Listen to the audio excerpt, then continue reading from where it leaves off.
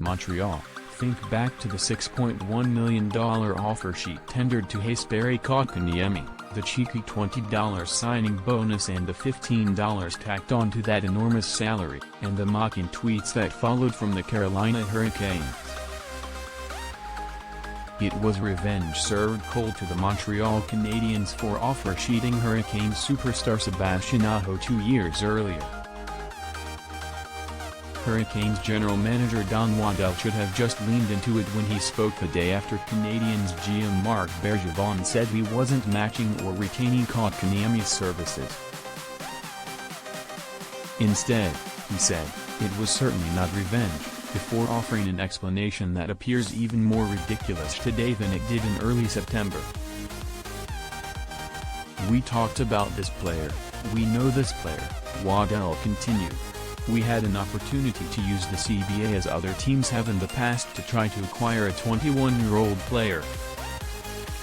To us it was all about the player. We looked around the league and thought this made the most sense from where we are as a team. As you know, we have a couple of other good Finnish players on our team, Sebastian Aho and Teuvo Teravainen, and thought this would be a great fit." On Thursday, when Kotkaniemi returns to Montreal to face the Canadiens, the team that drafted him third overall in 2018, he'll star next to Aho and Teravainen. With an opportunity to burn his old team, he may offer the performance of his life.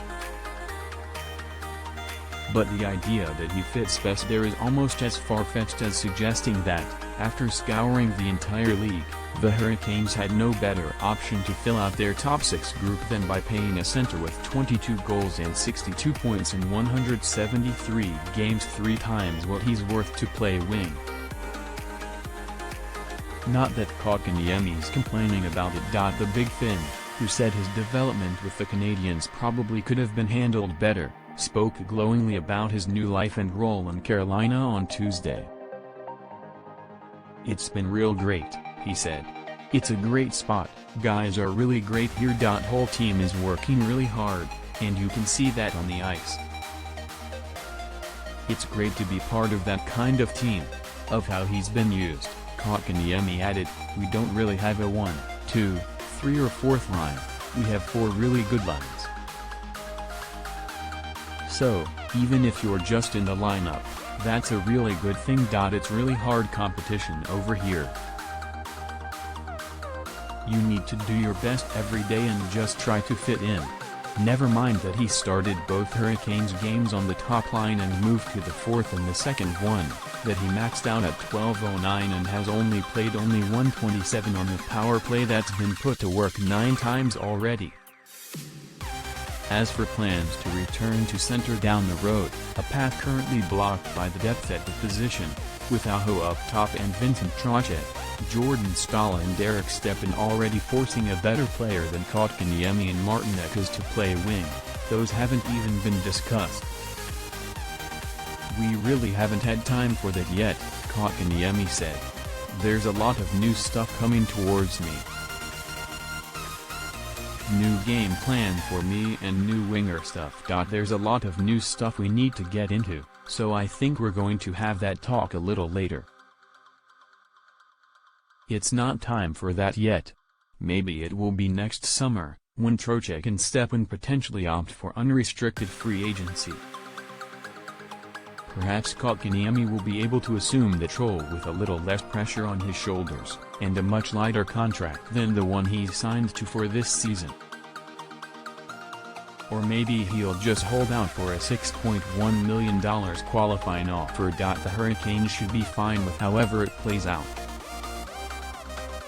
They got what they wanted out of this deal the day it was signed, forcing the Canadiens to choose between letting go of a prospect they sunk 3 years of development into, one Bergevin said, after the 2020 playoffs, was one of 2 centers the Canadiens could build around over the next decade, and matching the offer and thus screwing up their entire salary structure. It was a cool, devious strike at a team that had already lost Philip Danault at center and would be stuck at a deficit at the position regardless of their corresponding move to acquire Christian Dvorak via trade after turning away from Kotkaniemi. The Hurricanes had to overpay the player to make it work, and they were perfectly comfortable doing so, knowing they were putting the screws to the Canadiens and that if he didn't perform to even marginal expectations, it wouldn't change their standing as a Stanley Cup contender this year.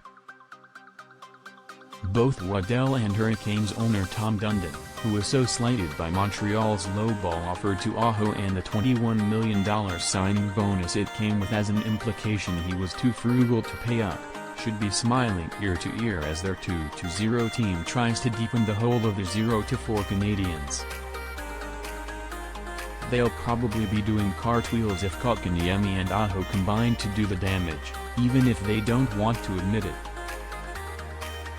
For Kotkaniemi, it won't be about vengeance. He said he holds no grudge towards the Canadiens, or towards Bergevin for dragging negotiations and not ultimately matching the offer, and he added, "I'm really grateful that they drafted me and gave me a chance. It was a great spot to play for 3 years. Everyone knows they've got unbelievable fans. I had great teammates and couldn't wish for any better way to start my NHL career. I always thought it was great.